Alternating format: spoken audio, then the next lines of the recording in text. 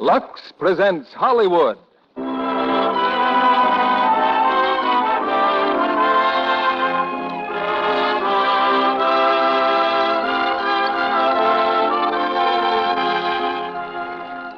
Lux Radio Theatre brings you Laura, starring Dana Andrews, Gene Tierney, Vincent Price, and Otto Kruger. Ladies and gentlemen, your guest producer, Mr. Lionel Barrymore.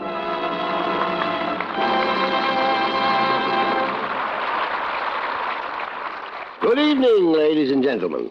Now, if there is one form of entertainment we Americans are singularly partial to, it's the mystery or detective story, popularly known as the whodunit. 1 out of every 4 new works of fiction published in this country is a mystery or detective story. Some 300 new books of this sort appear each year. Needless to say, you couldn't read all of them if you tried. But tonight, we're bringing you one of the most intriguing mysteries of recent years. The current 20th Century Fox hit, Laura. Our stars are Gene Tierney, who is just completing a bell for Adano at 20th Century Fox, Dana Andrews, and Vincent Price. All 3 in their original screen roles. Also, the ever-versatile Otto Kruger. Now, I think one of the reasons mystery stories are so popular, especially in troubled times like these, is that they satisfy our sense of order. They take a troublesome and seemingly hopeless situation, and they put everything to rights, simply by the use of human intelligence and sensible methods.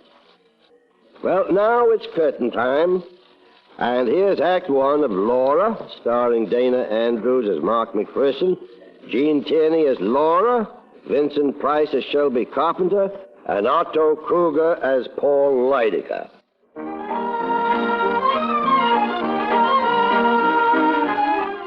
Now, most people who read a newspaper or listen to the radio know the name Paul Lydecker. Mr. Lydecker is a legendary oracle of barbed wire and forget-me-nots, whose enchanted pen and acid tongue have brought fame to hundreds and oblivion to just as many. His New York apartment is a combination art gallery and Roman bath.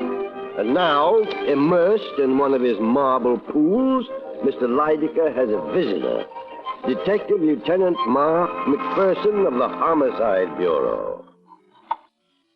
Be careful, will you? That stuff is priceless. Oh. Mr. Lydecker? Quite an art collection in there. Those pieces you are pawing over are irreplaceable. Nice little place you have. It's lavish. I call it home. You'll hear about the murder of Laura Hunt. I made my statement yesterday to Sergeant Detective Crane. I know. Told him what I know. Now suppose you tell me what you know. Why not? Hand me that washcloth, Mr. McPherson. How good a detective are you? I've picked up a few facts. Laura Hunt was killed the night before last. A bell rang, she opened the door, and someone pulled the trigger of a shotgun. It wasn't nice. The range was close. Have you found the shotgun? No. What else? The thought comes to me, Mr. Lydecker, who's questioning who? May I remind you that you're a guest in my home? Yeah, that's right. What else, huh? Well, Miss Hunt was a very good-looking girl, probably. About 25, lived in a swell apartment, had a maid named Bessie. And where did she get the wherewithal to support such a menage? Bullet Company, advertising agency. She had a good job, art director or something. Not or something. She has a lady cousin in town and a couple of boyfriends. One named Shelby Carpenter, and the other is Paul Lydecker. Today is Sunday. Why haven't you tried to see me? Because it's a peculiar case, and I wanted to think. If you'll wait, I'll go with you when you leave. Why? Murder's my favorite crime. My radio audience loves it.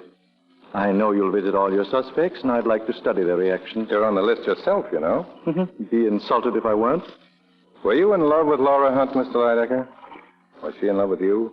Laura considered me the wisest, the wittiest, the most interesting man she'd ever met. I was in complete accord with her on that point. Now, if you'll excuse me, I'll get dressed. Where shall we be stopping first, Lieutenant? I'd like to see Laura Hunt's cousin. Mrs. Ann Treadwell, yes, of course.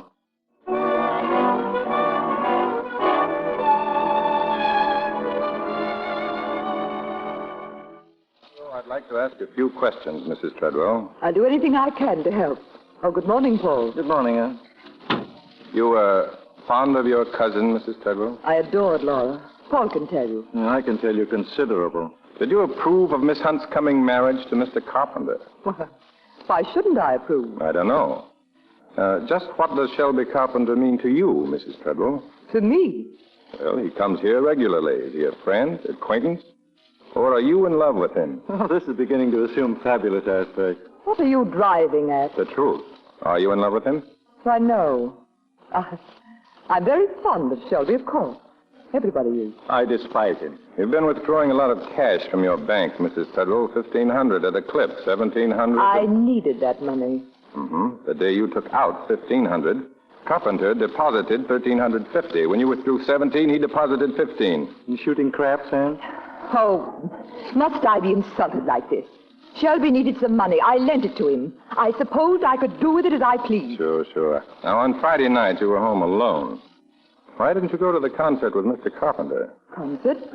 Why, I didn't go because he didn't ask me. Well, hello. Oh, just talking about you, Carpenter. What a coincidence to find you here. This is Lieutenant McPherson. Yes, we've met. I didn't know you were here, Mr. Carpenter. I've been lying down. My hotel room is so hot, and then all the reporters and the telephone. You know how it is, Lieutenant. I've hardly slept a wink since it happened. Is that a sign of guilt or innocence, McPherson? I'm as eager to find the murderer as you are, Lieutenant. Laura and I were going to be married this week, you know. No, he doesn't know, and neither do I, nor you, nor anyone else. Oh? Laura had not definitely made up her mind to marry him. She told me so herself. She was going to the country to think it over. Laura was extremely kind, but she'd never have thrown her life away on a male beauty in distress.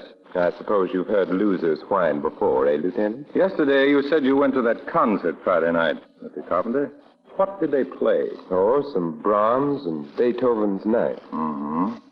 Well, this place Miss Hunt had in the country. Have you got a key to it? No, but I think there's one in her apartment. Well, I'll have a look. And perhaps I could help you? Okay, come along. Goodbye, Mrs. Treadwell.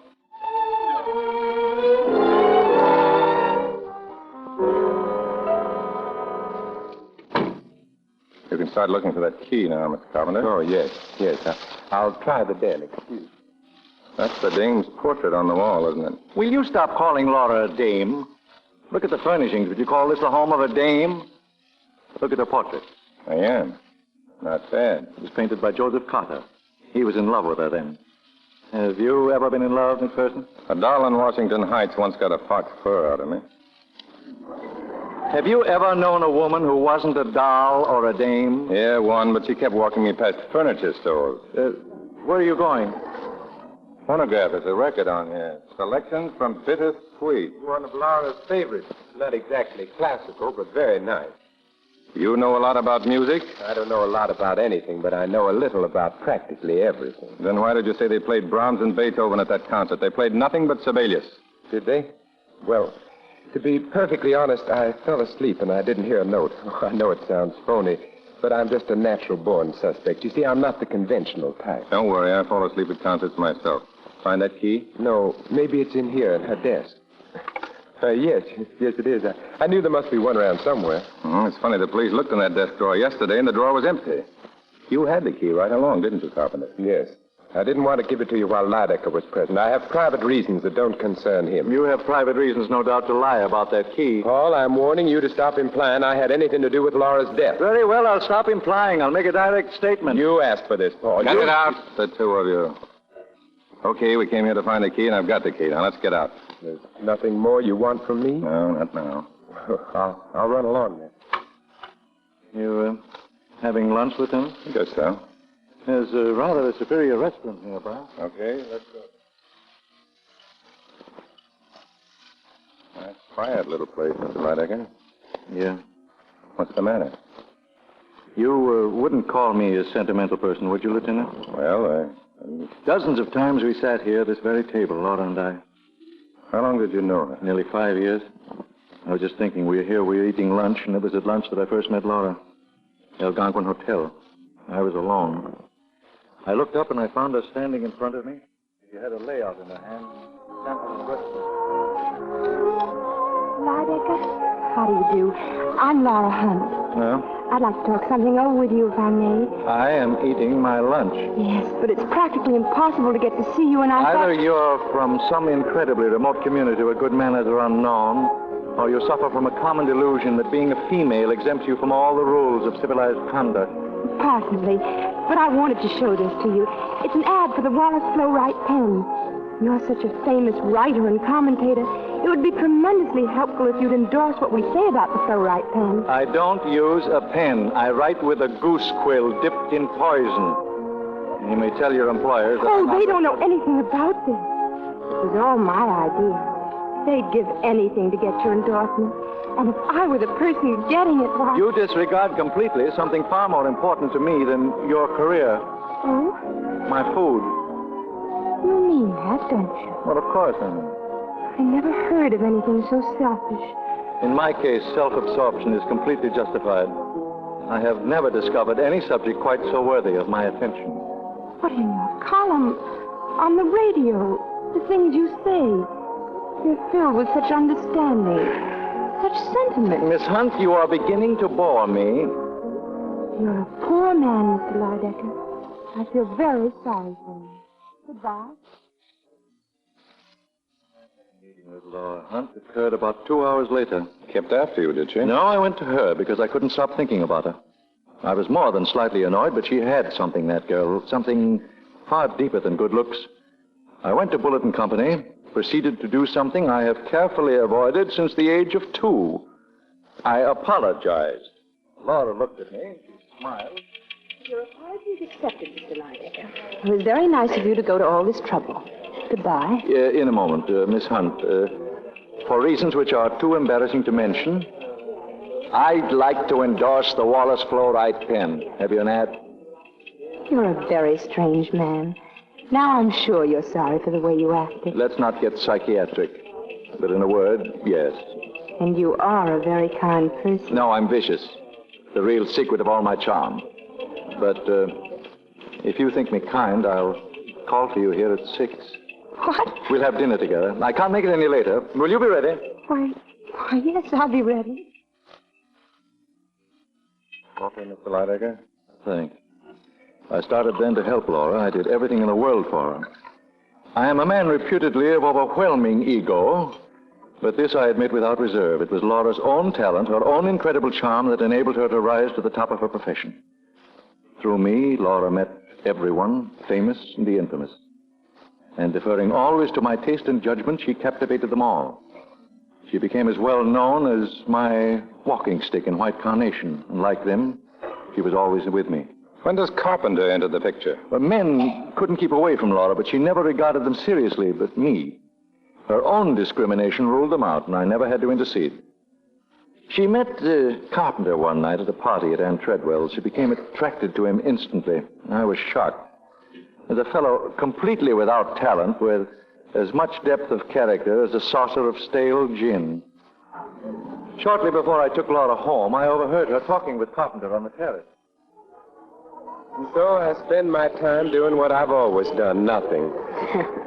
Then tell me, what does it feel like living on the income from an estate? Oh, I once knew what it felt like, but the sheriff interfered with that over 10 years ago. Then why don't you work for a living? Oh, I did ask a friend for a job once. All he did was laugh. He thought I was joking. Weren't you? No, when he saw I was sincere, he just got embarrassed. He said he'd phoned me. That was months ago. Do you really want a job? Yes, I do. Then you've got one. What? Now you think I'm joking. Well, I'm not. You just be at Bulletin Company tomorrow morning. You're going to work, Mr. Carpenter. And so in time they got engaged, huh? They became attached to each other very quickly. I concealed my annoyance with masterly self-control, but here was a situation, however ridiculous, that required my attention. As you will see, it was for Laura's own good. Well, I followed them one night to this very restaurant. They had been working late on some advertising campaign. Tell me the truth, Laura. Will it really make people brush their teeth more often? The idea's wonderful, Shelby. And so are the layouts. By the way, who's the model you used? You don't remember? Well, you hired her yourself, Diana Redford. Oh, of course. Laura, you look wonderful. Well, that's a quick switch of subject. Oh, I like this one much better than toothpaste. Good. Could you have dinner with me tomorrow night just like this? Maybe. And what about the night after that? But Shelby, I can't just... What about 3 weeks from tonight and all the nights in between? Don't you think I have any other engagement? What about 2 months from now and the month after that? And what about next year? Then it's all settled. What about breakfast? What about lunch? Beautiful lunches, day after day. And what about beautiful work, day after day? Why, Miss Hunt, the way you talk, you'd think I was in love with you. Sparkling bit of dialogue, wasn't it, Lieutenant McPherson? If they'd known you were listening, they might have snapped it up a bit. Laura knew that I had overheard them because I told her so the following evening. By then, I had some other information to tell her also. I don't care what you found out about Shelby. It's the snooping about Paul. It's degrading. Of course, but I thought you'd want to know. That sterling character almost went to jail last year for passing rubber checks. And after that in Virginia, he was suspected of stealing his hostess's jewelry. Those are only insinuations. I know his fault. But a man can change, can't he? Oh, Laura, for heaven's sake, open your eyes. So Carpenter has changed. Yes, he's changed from you to Diana Redfern. Running around with her now. A model from your own office. Paul, how can you be so despicable? You know what you mean to me. How can you try so deliberately to hurt me? Hurt you? Paul, Shelby and I are going to be married next week. Oh. You gave him a cigarette case on his birthday, didn't you? A valuable case? Where did you get it? From the pawn shop where Diana Redfern took it after he gave it to her. I don't believe it. He probably needed money and was too proud to borrow. Perhaps that's why this pawn ticket is in her name. I won't let this go any further. I'm going to telephone him. You won't find him at his hotel. Tonight, Carpenter's deserted both you and Miss Redfern. He's dining with a young and wealthy widow. Someone you know. Your cousin. He's been treating her rather badly these days. I'll phone Anne at once. Really, my dear, you don't think that Anne would give him away, do you? Oh, it's nasty, I know it, but I must make you realize. Now, suppose we visit Cousin Anne, He won't be there. I know he won't.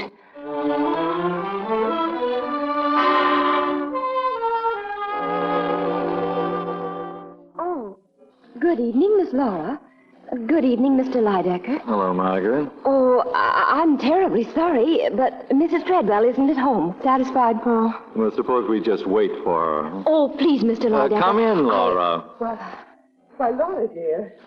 And Paul. We were just having dinner. Yes, I know. Laura, I didn't expect to see you tonight. There you are, Laura, in a moment of supreme disaster. He's trite. I was just telling Anne about our getting married. Well, sit down, you two. Oh, no. No, thanks. I just stopped by to give you this. The cigarette case. You must have misplaced it somewhere. Laura, wait a minute. Good night, Anne. Good night, Shelby.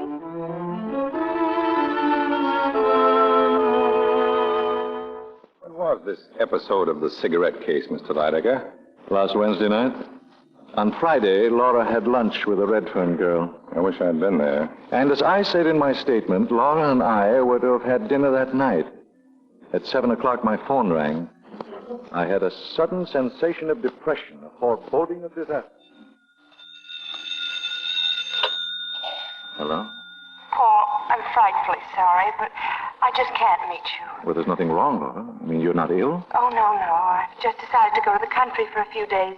What, in this storm? Why, it's pouring. It won't last, Paul. It will do me a lot of good to be alone. Oh, you're thinking about Carpenter, huh? Of course. Please, I simply must have time to think this out for myself. When will you be back, dear? I don't know. I'll call before I leave. Maybe you could meet me. Well, of course I will. Thank you, Paul. Goodbye. Goodbye, my dear. That was the last time I ever heard her voice. This Redfern girl, where does she live? In Newark. She's in the phone book. I will never forgive myself for allowing Laura to become involved with Carpenter. That was my fault. I should have stopped it long ago, somehow. Well, she's dead now. It's too late even to think about it. Well, so long. Yeah, too late even to think about it. Goodbye, Lieutenant.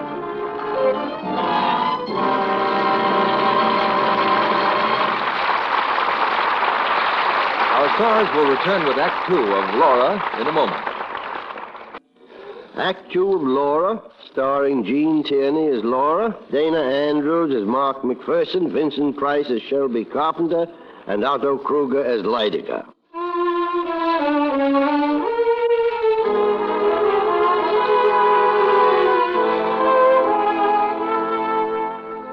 An hour later, in front of Laura Hunt's apartment, Lieutenant Detective Mark McPherson picks up Sergeant Crane. Together, they make another thorough search of the girl's rooms. Two things interest McPherson: a pile of Laura's letters and a bottle of Scotch whiskey. If you're thirsty, Lieutenant, I think you can do better than that there. I'm not thirsty. When did you say that maid was due here? Any minute now. Say, where's McCavity? In the basement. I've had the telephone tapped. He's sitting on it. But who's going to use the phone besides us? Nobody I know of. Still a good idea. I'm making a call now myself. Go down in the basement and relieve Mac. I'll wait here for the maid. Carpenter's coming, too. Okay. Hello. Moscone's? This is Lieutenant McPherson, Homicide Bureau. Laura Hunt's been buying liquor from you, hasn't she? Yeah. Did she ever buy a brand of scotch called Black Pony? You sure of that? Okay. Thanks. Oh, come on in, Miss Clary. Never mind that Miss Clary stuff. My name's Bessie. Have a chair. It seems to me Those letters belong to her. Yeah. You've been reading her private letters. I said sit down. Cops. I was brought up to spit whenever I saw one. Okay, go ahead and spit if that'll make you feel any better. What do you want to find out? Who killed Laura Hunt? How would I know? You think I'd done it? Ask anyone. Anyone who ever came here. Why, I'd have worked for her, or scrubbed for her, or done anything she would have wanted of me. Pay or no pay. You're loyal, Bessie. It wasn't only on account of the wonderful things she'd done for me. It was because she was so wonderful herself. Miss Hunt was a real lady. Something cops wouldn't know about. How'd this bottle get into her cabinet? I put it there. It's cheap scotch, Bessie. Laura Hunt wouldn't buy cheap scotch. I found it on a kitchen shelf Saturday morning. You know what that means? It means that somebody brought it here Friday night. And that somebody was here with her Friday night. Now, who was it? I don't know. But I didn't want anybody to get any wrong idea about her. God rest her soul. That's why I put the bottle in the liquor cabinet. I done more than that. There were 2 glasses. I washed them out and cleaned off the bottle, too. Destroying evidence, Bessie. I don't care. I'll do anything to keep her name from being dragged through the mud. Relax. Bessie, I'd like some ice in this setup. You mind? I'll get it. A couple of highball glasses. I'm expecting somebody. More cops. No, Shelby Carpenter. Let him in and then get the glasses. The door's open, Lieutenant. Oh, come in. I didn't expect you, Mrs. Treadwell. Oh, are you either, Mr. Lydecker? Shelby's dropping me at the hairdresser later. I only sent for you, Carpenter. I know. So I thought I might as well come along. Yes, my excuse is equally feeble. I just dropped in to inquire as to the state of your health, Lieutenant. Insipid, I trust? About to have a drink. Oh, Bessie, 2 more glasses. Yes, sir. Hello, Bessie. What are you doing here? I'm paid up for the week, and I'm working regardless. Scotch, Lydecker? Excellent. Will this do? It's Black Pony. I'm a guest here. It'll have to do. Here's the ice in the glass. You can skip mine, Lieutenant. I'm not much of a daytime drinker. Oh? Well, that'll be all, Bessie. You can go home now. But Yes, sir. I'll go. Thank you. I remember when Laura bought these glasses. She loved them. She loved all her things so. What are you going to do, sell them? I suppose so, if I'm appointed administrator. I'll probably call in Corey. Corey, the art dealer? Yes, he can dispose of everything. It'll be less gruesome that way. Not quite everything, Anne. There are 2 or 3 things that belong to me. That vase, for instance, the antique fire screen, and, of course, the clock. That's quite a hunk of clock. You've got one just like it, haven't you? I noticed it in your apartment. They were made 200 years ago by Corbeil Fils. 2 clocks exactly the same, created at the order of the Prince of Wales. I lent one to Laura. Oh, really, Paul? Yes, really, but the vase is the gem of my collection, and I intend to have it back. I can take it with me now. Nothing's leaving here, Lydecker. Only you. Oh, is that your quaint way of indicating dismissal? Well, we're all leaving. I've got to get back to headquarters. But I don't understand, Lieutenant. I thought you sent for me. I did. Well, don't you want to ask me any questions? Nothing pressing. Oh, I see. Well, I bid you goodbye. The vase, Mr. Lydecker. Put it down. Of course. Just a slight touch of kleptomania.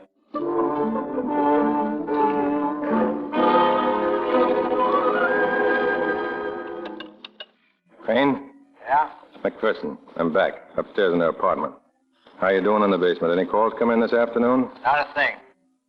I've just been looking the place over. I've only done it 40 times. Anything interesting? Everything's interesting. Especially that portrait. A really beautiful doll, Lieutenant. Yeah. I've read her letters, smelled her perfume, drank her scotch, gone through her wardrobe. Wait a minute. Yeah? Someone in the hall. Look, it's 7 o'clock. Alfred will be along to relieve you. Make sure Alfred keeps his ear on that phone. Right. Who is it? Yes. Coming, Lydecker. You just happened to be passing by. And I noticed the lights on. By the way, have you sublet this apartment, McPherson? You're here often enough to pay rent. Any objection? Yes. Especially to your prying into Laura's letters. That bundle in your pocket, for instance. No, these. They're yours. The best of the bunch. That's the trouble with getting murdered, Lydecker. It ruins your privacy. And have detectives who buy portraits of murdered victims a claim to privacy? Lancaster Corey tells me you already put in a bid for Laura's portrait. That's none of your business. McPherson, did it ever strike you that you're acting very strangely? It's a wonder that you don't come here with roses and a box of drugstore candy. Have you been dreaming of Laura as your wife? By your side at the policeman's ball or in the bleachers? Or listening to the heroic saga of how you acquired a silver shin bone in a gun battle with a gangster? Yeah, I see you have. Why don't you go home? I'm busy. Well, perhaps we can come to terms now, huh? You want her portrait? Perfectly understandable. I want my possessions, my vase, my clock, my fire screen. Now, if you Get going. You better watch out, Lieutenant. You'll end up in the psychiatric ward. I don't think they've ever had a patient who fell in love with a beautiful girl who died before he met her. Or did you meet her? Well, good night, McPherson.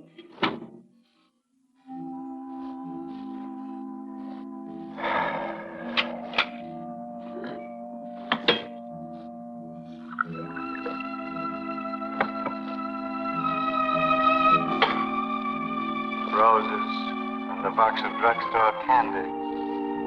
Have you been dreaming of Laura as your wife? Yes, I can see you have. You better watch out, Lieutenant. You'll wind up in the psychiatric ward. I don't think that they ever... What's the matter with me? Maybe you can tell me. You, the girl in that portrait there. You're beautiful.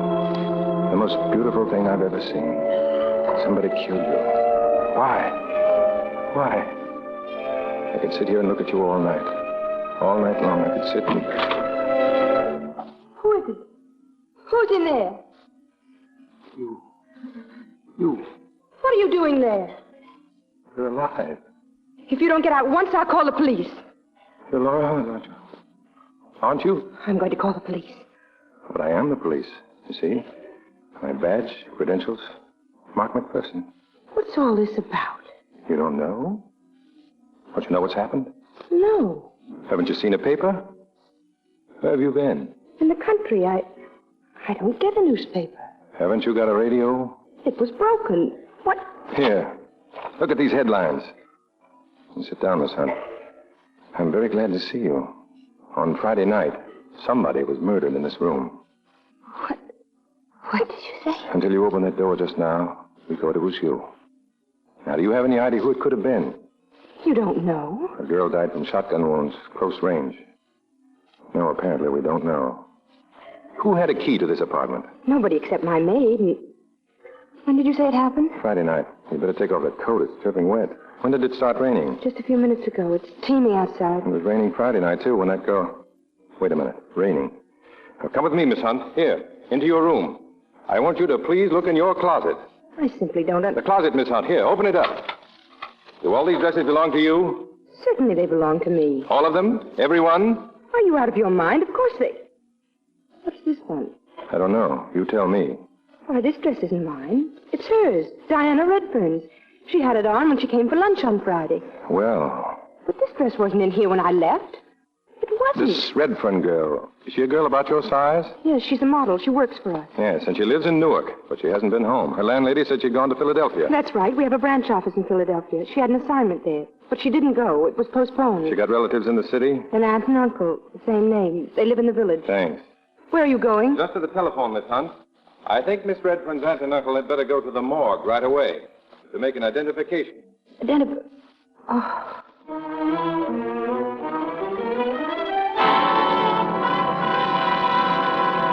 Right. So long, Inspector.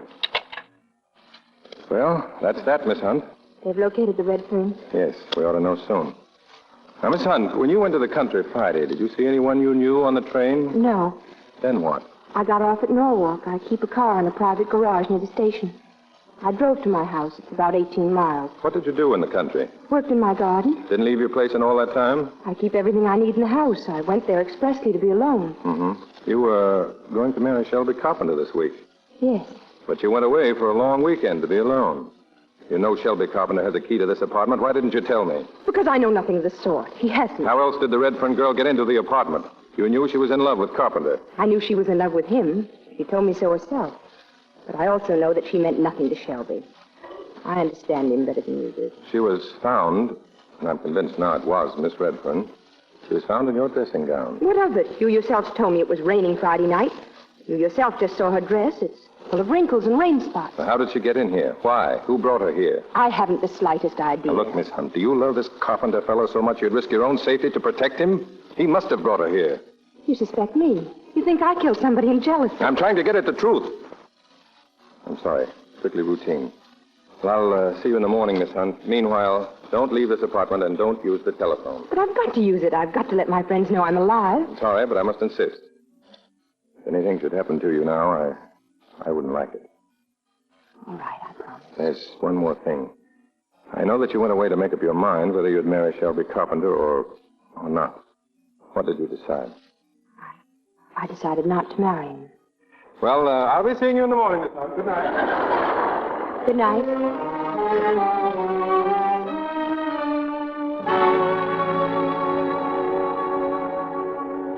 Alfred?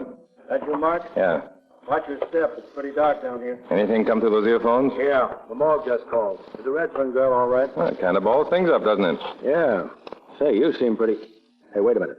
She's dialing a number up there. Give me those earphones. Here. Hello? Shelby, this is Laura. Laura? I tell you... Don't say anything on the telephone. Meet me right away in front of the office. Can you leave? Right away. Was that... Yeah. Dames are always pulling a switch on you. You stay here, Alfred. McCavity out front? Yeah. Get headquarters. Tell them to send another man down here right away. McCavity's going to tail the girl. What about you? I think I'll stick by Mr. Carpenter. I'll see you.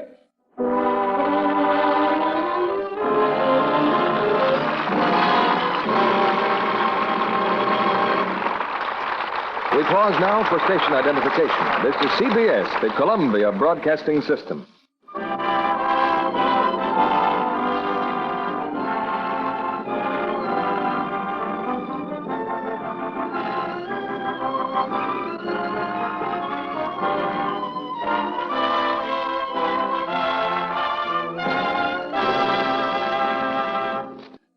Now, Mr. Barrymore returns to the microphone. Now, after the play, you're invited to join us for a brief chat with our stars. Now, here's Act 3 of Laura, starring Dana Andrews as Mark, Gene Tierney as Laura, Vincent Price as Shelby Carpenter, and Otto Kruger as Lydica.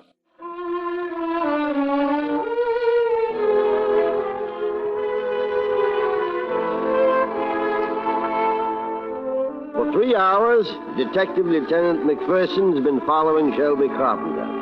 Now, in the black hours of night, he stops his car near a lonely house 18 miles from Norwalk and makes his way carefully toward the front door. It's not quite shut. He peers through the crack for a moment and then walks in. What are you doing with that shotgun, Carpenter? Well, I must admit this is somewhat embarrassing, Lieutenant. Let me see that gun. Been fired recently. Yes, I killed some rabbits with it. When? Oh, a while back. I don't know exactly. I gave the gun to Laura for protection. You haven't borrowed it lately. You didn't just bring it back. Well, you ought to know. You've been following me. You realize the spot you're in? You brought Diana Redfern to Laura's apartment. You knew all along it was she who was murdered. Didn't you know Laura would come back any day and spill the whole thing? Or did you plan to kill her, too? Oh, you're being fantastic, McPherson. You took a bottle of Black Pony to her house Friday night. I took it there over a week ago. Bessie says Friday night. I can't help what Bessie says. Where's the key to Laura's apartment? I haven't got one. I never had one. Okay, you didn't bring the Scots there Friday night and you never had a key. How did you get in? Well, Come on, talk. Talk? Oh, all right. You see, Laura kept an extra key in her office. I'd asked Diana to meet me in a restaurant. I wanted to have it out with her once and for all. You know, she thought she was in love with me. She started to get hysterical. We had to leave. Well, I couldn't very well take her to her room in Newark, could I? Or to my hotel room. So we started to walk. It began to rain suddenly, and we got drenched. I thought of the key, and I stopped by the office to get it. We couldn't find a taxi, and so we walked back to Laura's apartment. Yeah? Diana went to Laura's bedroom. When she came out, she had on a dressing gown. Well, we talked, argued maybe, for a couple of hours, and then the doorbell rang. Why didn't you go to the door? Well, suppose one of Laura's friends had found me there. What would they think of finding Diana there? I told her to say that Laura had lent her the apartment. Anybody who knew Laura would have believed that. Don't stop. Well, I heard Diana open the door, and then there was an awful explosion. By the time I reached her, the door was shut again. Diana just lay there on the floor. Didn't you go out to see who did it? I was too confused, too horrified to do anything. The hallway was dark. I don't remember what I did. I knew I had to keep out of it and keep Laura out of it, too. The only thing on my mind was the safety of a person whose life was dearer to me than my own. Don't you understand that? Did you think Laura had killed her? Did you? I don't remember what I thought. Do you think so now? No. On Saturday, when Detective Crane went to see you, you seemed sincerely shocked. I was. I hadn't expected the police to mistake Diana's body for Laura's. But your alibi was all ready. The concert. You knew the minute Laura got back to town, it wouldn't stick. I couldn't think that far ahead. I was groping for some way to keep Laura's name out of it. I was heartbroken about Diana and panic-stricken about Laura. Okay. And tonight you met Laura in front of her office. What did you talk about? About what I've just told you. Well, what are you turning on the radio for? To see if it works. Why don't you tell her the truth? She sent you here to get rid of that gun. She doesn't even know I came here. It was my own idea. The radio works fine, doesn't it? Why wouldn't it? I hoped it wouldn't. All right. We're driving back to New York. Well, am I under arrest? I don't know. Just don't leave town. It would be a very foolish thing to do.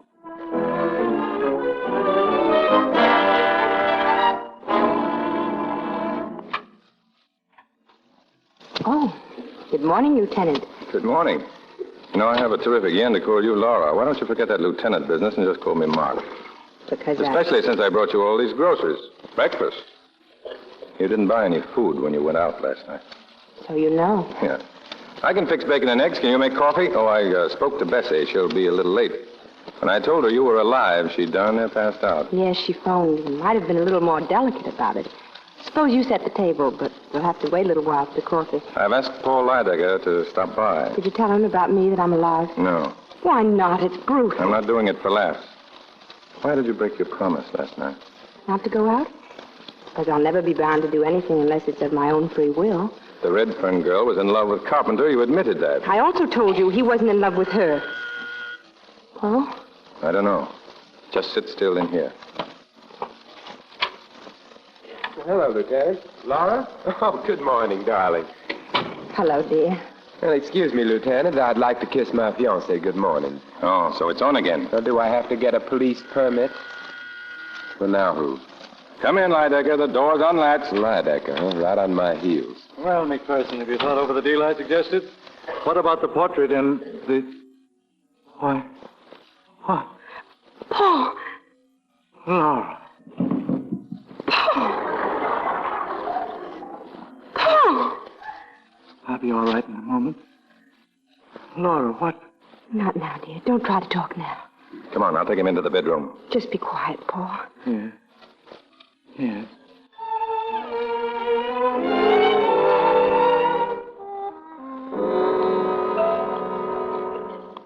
How is he? He'll be all right. He's lying down. This is going just a little too far, McPherson. Your methods are vicious. Must have been a terrible shock to him, seeing me. Poor darling. Don't tell me you're in love with Lydecker, too. Stop talking that way to Miss Hunt. Laura, why do you cover up for a guy like Carpenter? What story did he tell you when you met him last night? Don't answer him, darling. Shut up.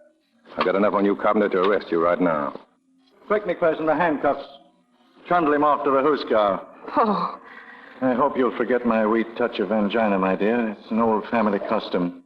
Did I interrupt a pinch, McPherson? I've changed my mind for the moment. In that case, better order some food and liquor, Laura. People are coming to celebrate your return this afternoon. A cocktail party. Who asked them? I did. In the quiet of your boudoir just now. I called my man, and he's calling all our dear friends. Why did you do that? Well, perhaps our friends can weave all the loose ends into a noose. Eh, McPherson? You shouldn't have gone to all that trouble, Mr. Lydecker. I'd already called them. Well, I'll run along now, Laura. Sorry about the breakfast. Another time, maybe.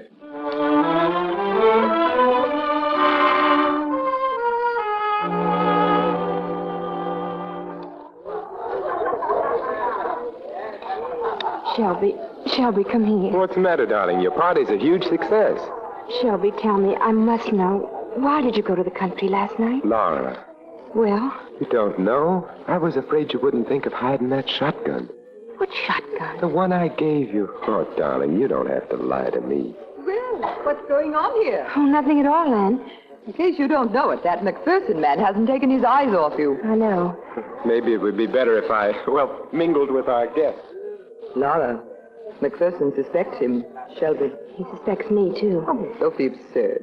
You could never have done a thing like that. Darling, Yes. are you as interested in Lieutenant McPherson as he is in you? Anne, I only met him last night. Sometimes that's more than long enough. Anyway, he's better for you than Shelby. Anybody is. Shelby's better for me. Why? Because I can afford him. He's no good, but he's what I... Wait a minute. He's coming. Mark. Oh, Mark, is it? I'm sorry to break up your party, Laura. But you haven't. You've been a model guest so far. I'm not joking. Get on your things. I'm taking you to headquarters.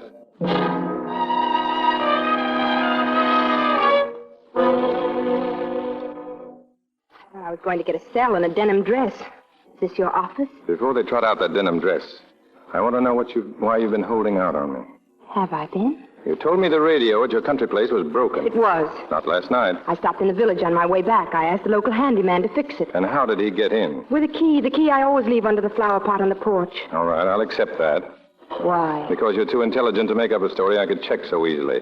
The main thing I want to know is why you pulled that switch about Shelby Carpenter. You told me last night you decided not to marry him. But today it was on again. Why? I changed my mind. What went on between you and Carpenter when you met him last night? Or should I guess? He convinced you that if you broke your engagement now, people would think you believed that he killed Diana Redfern. Yes. But now I know the real reason why he wanted to stay engaged. He thinks I did it. So do you. Are you in love with him? No, I don't know how I ever could have been. Come on, Laura. You're going home. But I thought I was under... That's what I wanted you to think. You and a few other people. I didn't even book you. And all this was just some sort of a game. I was 99% certain about you, but I just had to make sure of that 1% doubt. Wasn't there an easier way to make sure? You're smiling. You're not sore? No, Mark. I'm not sore. Go back to your party, if there's anything left of it. And you? I'm going to Lydecker's apartment. I'll drop by later on.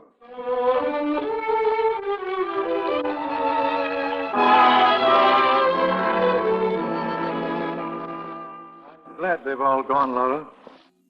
It's been a long time since we've been together.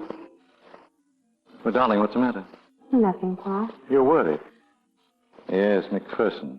He's using you for something. I don't think so. I don't deny he's infatuated with you in some warped fashion, but he's incapable of any normal human relationship. He's been dealing too long with criminals. When you were unattainable, and he thought you were dead, that's when he wanted you most. Fell in love with your portrait. He was glad when I came back, as if he were waiting for me. You know what he calls women? Dames. A dame in Washington Heights once got a frock's fur coat out of it. That's his very word. That doesn't mean anything, Paul. He isn't like that. Laura, my dear, you have one glaring weakness. With you, a lean, strong body is always the measure of a man. And you always get hurt. No man is ever going to hurt me again. No, not even you. I? Hurt you? Laura, look at me. You were a long time finding out about Shelby. But that's all over now. We'll be together again. Wait, the door just opened. Don't get up. It's only me. Oh, haven't you heard of science's latest triumph, the doorbell? I'm glad you're here, Lydecker. I've just been to your apartment. Do you mind if I search your pockets? I found a shotgun. Oh. But I wasted my time. It wasn't the gun that killed Diana Redfern. First he tells you he thinks you're innocent, and then he proceeds to check up on you. I never said you're innocent. Me? I'm talking about Laura. My dear, this entire maneuver could be a trick to throw you off guard. It could be, but it isn't. I know. I believe you, Mark. See, I'm beginning to get annoyed. Laura, it's the same obvious pattern. If McPherson weren't full of muscles and good looks, in a cheap sort of way, you'd see through him in a second. Paul, I mean to be as kind about this as I know how. But you're the one following the same obvious pattern. First with that painter you thought was in love with me. Then with Shelby, and now I suppose... Laura, what are you saying? That I don't think we should see each other again. But, darling, you're not yourself. Yes, I am. For the first time in ages, I know what I'm doing. Very well. I hope you'll never regret what promises to be a disgustingly earthy relationship. Oh, listen to my broadcast in 10 minutes. I'm discussing the other great loves of history. That was the most difficult thing I've had to do in my whole life. Yeah, but I still haven't found it. I haven't found it. What? The gun that killed Diana Redfern. What are you doing? Taking a look at your clock. He's got one just like it, hasn't he? Yes, but... I wasn't alone just now in Lydecker's apartment. A guy named Sergeant Crane came with me. Crane's old man is a clockmaker. And while I wore myself out looking for a shotgun, all the sergeant did was drool about Lydecker's clock. He said probably there's not another one like it in the world. Obviously he was wrong. Yeah, and he showed me something about that clock. A little feature with all clocks made by Courbet-Fils. Underneath, here, near the floor, is a little spring. You push the spring and the whole bottom compartment opens up. See? Like this. But I never knew. In the old days, I guess people used the compartment for a kind of safe. Today, they use it for hiding other things. Shotguns, for instance. Yeah, this is it, Laura. I'm sure of it. And it was put here by the only man who knew about this clock, Paul Lydecker. Oh, no. Yeah. When the Redfern girl opened the door, this hallway was dark. Lydecker saw a girl and assumed it was you. And he fired. He figured if he couldn't have you for himself, he was going to make sure no one else did. He heard Carpenter, so he hid behind the stairway outside in the corridor. Carpenter was scared to death, and he got out as fast as he could.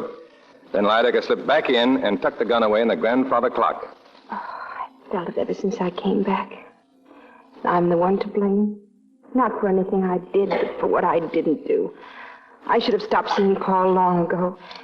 But I couldn't. I owed too much to him. I can understand all that.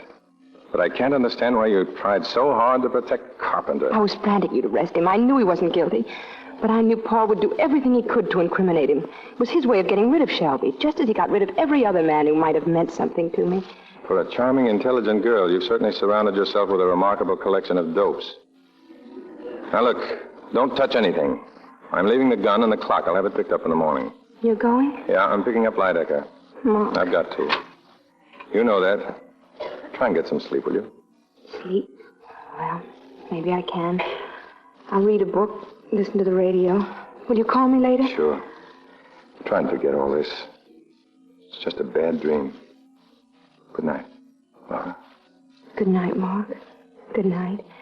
And be careful, please.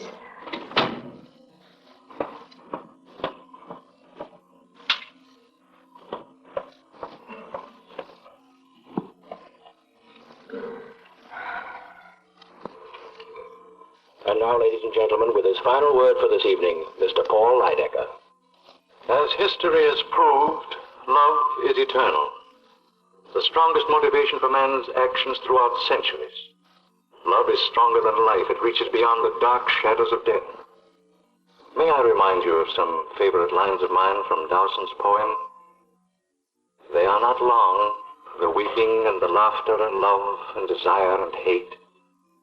I think they have no portion in us after we pass the gate. They are not long, days of wine and roses. Out of a misty dream, our path emerges for a while, Then closes within a dream. That's the way it You've is, heard the isn't it, voice Laura? of Paul Lydecker by electrical transcription. This is the... There's the final irony to all of this, Laura.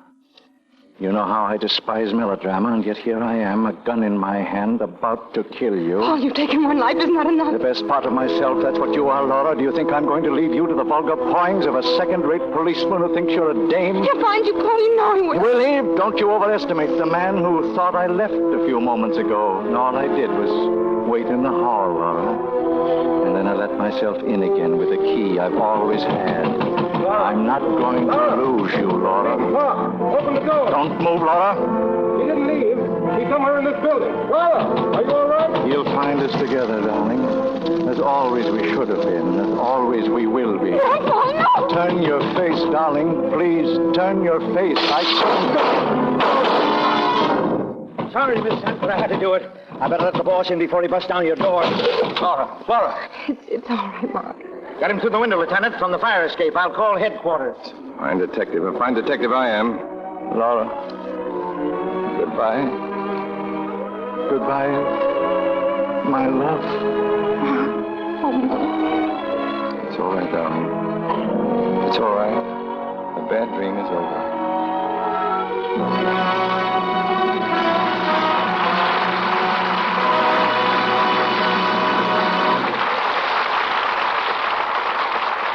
Our stars will be back for their curtain calls in a moment. Now, back to Mr. Barrymore and our stars. Well, now that we've solved tonight's baffling crime, with the help of Gene Tierney, Dana Andrews, Vincent Price, and Otto Kruger, we invite our stars to the footlights for their curtain calls. And I might add that for Dana, this is the first appearance on our stage. First for me, too, Mr. Barrymore. For you too, Gene? Well... Good night. Good night. Good night, good night. I hope we meet again.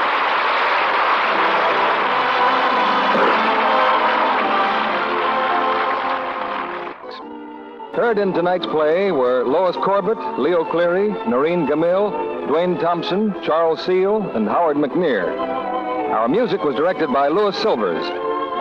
This is your announcer, John M. Kennedy. This is CBS, the Columbia Broadcasting System.